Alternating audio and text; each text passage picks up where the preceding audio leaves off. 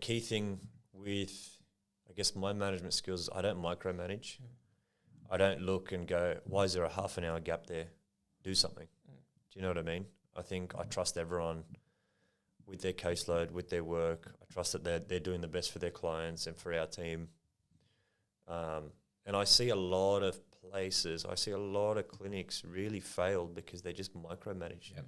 They spend more time with KPI. I actually don't have KPIs for my team. Yeah. I literally don't. I see the KPIs, but I don't communicate it. I don't say, hey, you need to hit this. It's not that. You need to do what's best for the. You need to do what's best for the clients, okay, first, and what's best for the team, and then when that is done, you'll do well. Yeah. You'll be busy. You'll succeed. I don't like the micromanagement model, not because you feel like your boss is just staring down at you all day, and it sucks working for a micromanager. Obviously, that's number one reason why I hate it. The other thing is it's just inefficient. All right, it's inefficient. Think of the energy expenditure you need to put out to micromanage someone is the most tiring thing in the whole world. Like someone like me who I don't like having to tell you to do something twice. Yeah. If I have to micromanage you, that means I've given you a task. You failed somehow. You haven't done it on time. You've forgotten about it. You deleted the email. I have to come back and say to you, okay, now you have to do this. And then this half an hour block, you have to do this. And now you've done that. Now I want you to go do this. And why'd you forget that?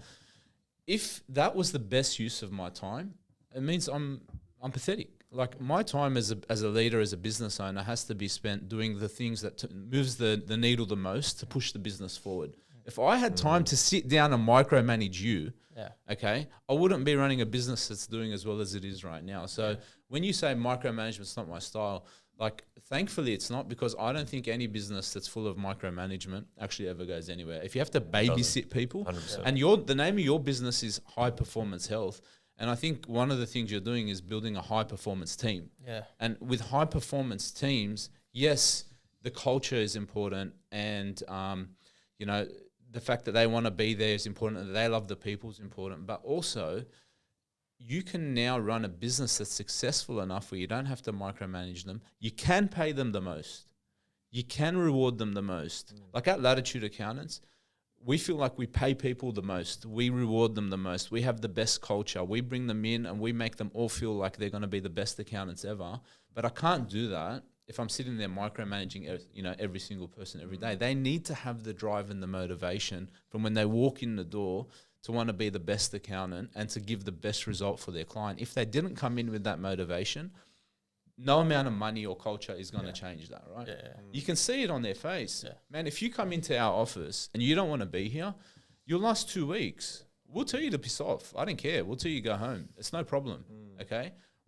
I'm not lucky because you're here, you know what I mean, working for me. Like, you're lucky if you're here. If you're here working for us and you're working for our clients and they're trusting you and they're paying you with their hard-earned, then you have to turn up with a little bit of like a desire to want to learn, want to grow, want to strive.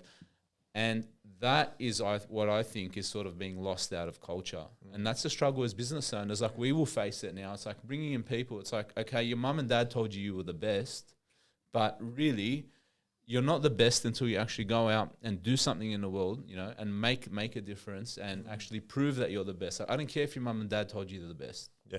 All right. You're not the best until you turn up, you work hard, you learn. Accounting is hard. Yeah. Just like, being a physio or an EP is hard. Like, it takes 10 years to become an expert. When kids are online and they're seeing influencers and they're like making money in 2 years. Yeah. All right. And then it's like, okay. And I say, come in 10 years time, I'll train you up to be the best accountant. And in 20 years time, you can be the king like me.